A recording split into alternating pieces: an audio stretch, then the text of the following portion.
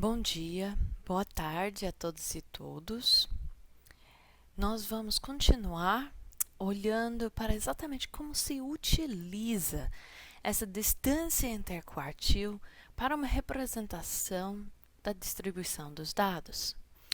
Então, a distância interquartil pode ser utilizada junto à mediana, com a qual está namorando, para mostrar onde está o centro e a distribuição de um conjunto de dados. E essa caixa que está desenhada, então, representa mediana e distância interquartil, e você também tem os limites. E se observa aqui uma coisa interessante, é que podemos comparar diferentes conjuntos e amostras através das diagramas de caixa e bigode. Vocês também vão ver vários outros nomes aplicados a esse tipo de representação. Diagrama de caixa e, em inglês, box plot, que vai ser importante quando você pega em um programa de estatística. Então, o que está compondo esses dados? Então, aqui são tamanhos em hectares de sítios arqueológicos e em diferentes zonas ambientais. Então, aqui da zona de terra firme, o que se veja embaixo é o menor sítio. O que se veja em cima é a representação do maior sítio. E essa linha que está no meio é a mediana do tamanho desses sítios. E a caixa que estamos observando é a distância interquartil. Então, todos esses valores que representam o conjunto dos dados estão localizados e juntados em um só espaço de um gráfico. Quando estamos olhando para esses diagramas, a gente sabe que as linhas que indicam o limite inferior ou superior têm que corresponder a algum valor. Então, é um caso dentro do conjunto que deu essa informação. Mas, ao mesmo tempo, esse limite superior não é necessariamente o máximo. Por quê? Se considera uma questão, esse valor máximo está próximo aos demais ou não? Então, essa próxima está medida em termos da distância interquartil. Então, se a gente toma essa caixa, nossa distância interquartil, e fomos pensando, uma caixa a mais dessa distância interquartil estaria por aqui, e mais meia dessas caixas está por aqui. Então, quando você tem uma caixa e meia, ou uma distância quartil e meia de distância do terceiro quartil para cima, ou do primeiro quartil para baixo, os valores dos casos que estão além dessa área central estão considerando extremos ou discrepantes, e por isso estão representados aqui como pontos.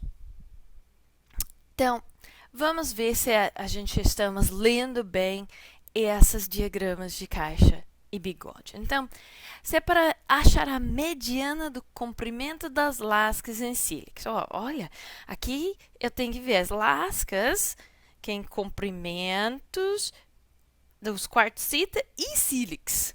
Então, aqui pela primeira vez estamos vendo uma comparação de dois conjuntos diferentes. E no sílex a gente vem aqui no meio da caixa, esse valor é a mediana. Então, nós temos 10 centímetros de mediana. O primeiro quartil dos comprimentos das lascas em quartzita. Então, nas quartzita, o primeiro quartil vai ser, então, o valor que está representando o fundo dessa caixa. Estamos aqui com 7 centímetros. Agora, distância interquartil do comprimento de lascas em sílex. Então, a distância interquartil vai ser a extensão dessa caixa. a extensão dessa caixa é 1, 2, 3 centímetros. Também poderia ser calculada pegando o terceiro quartil 11 e subtraindo o primeiro quartil 8. Os valores extremos. Então, aqui já estão notados onde estão esses valores extremos. No quartzita, o comprimento das lascas de quartzita não tem um valor extremo, não tem um pontinho aí. Mas na sílex, nós temos dois valores extremos. Uma que está aqui embaixo e um outro que está aqui em cima. Então, os valores extremos são lascas de sílex, precisa indicar porque senão poderia ser qualquer um dos dois, aquela de baixo é 3 centímetros e 20 centímetros, aquela de cima. E só para ver o limite superior do comprimento das lascas em quartzita, limite superior, estamos aqui no topo. Esse limite superior é 17 centímetros. Com isso, estamos lendo bem esses diagramas. Então, percebemos que é algo que podemos fazer sem ter feito os cálculos. Então, quando você tem um resultado de um programa de estatística, vocês vão entender, ler isso e comparar. Então, por que aqueles valores eram discrepantes? Então, vamos ver como funciona esse cálculo para os valores discrepantes da sílex.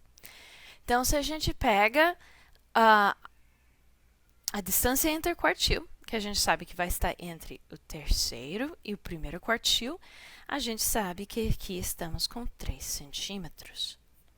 Então, o valor extremo vai ser 1,5 a mais do que isso. Então, se a gente estamos querendo usar o calculador, pegamos o calculador. Então, a gente tem 3 centímetros vezes 1,5. E essa 3 vezes 1,5 dá 4,5. Então, o que estamos pegando? Vamos pegar o terceiro quartil, 1 vezes e meio a distância interquartil, e vamos ver o que está maior que isso. Então, 11, que é o terceiro quartil, mais 1,5 vezes 3, que fizemos no calculador agora. Então, 11 mais 4,5 vai dar, se algo está maior do que 15,5 centímetros, é um valor extremo.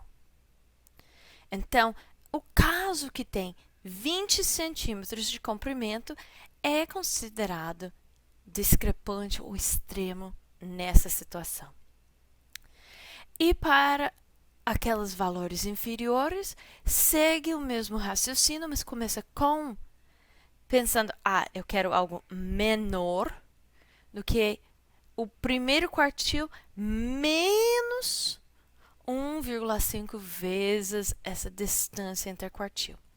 Então, algo que está do 8, 1,5 vezes a distância interquartil de 3 menor. Então, 8 menos 4,5 dá 3,5 centímetros. Então, o valor que está aqui em 3 centímetros é menor. Então, a gente pode colocar aqui, 3 é menor do que 3,5 centímetros. Do mesmo jeito que a gente tinha aqui, que o nosso 20 centímetros estava maior do que 15,5 centímetros. Então, é importante observar que isso acontece em cada conjunto. Então, os cálculos feitos no conjunto de sílex não se aplica ao outro conjunto. Quartzita aqui é uma outra amostra, outro conjunto. Então, no caso dele, uma lasca com comprimento de 1 centímetro, no conjunto não era discrepante, porque não está mais do que 1,5 vezes a distância entre a quartile do quartzita.